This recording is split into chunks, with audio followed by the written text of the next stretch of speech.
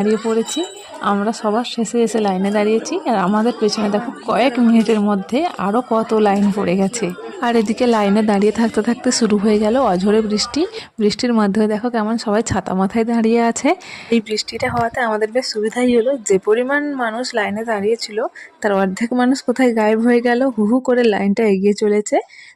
আর বড়মার কাছে যাওয়ার আগে এইরকম একটা ব্যারিকেড পড়ে, যেখানে কম করে 10 থেকে 15 বার ঘুরপাক খেতে হয় একই জায়গার মধ্যে।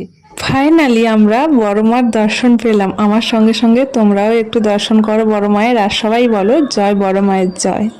এখানে এত ভিড় থাকা সত্ত্বেও সবাই কিন্তু নিজের ডালাটা নিজের হাতে করে পুরোহিতের হাতে দিতে পারছে। পুরোহিত তার নাম গোত্র জিজ্ঞেস করে পুজো দিচ্ছে, আবার ডালাটা পুরোহিতের থেকে নিতে পারছে প্রসাদ সমেত। আর সব থেকে বড় কথা যেটা হলো, এখানে প্রার্থনা করার জন্য বড় মাকে মনের কথা বলার জন্য কিন্তু যথেষ্ট টাইম দিয়েছে।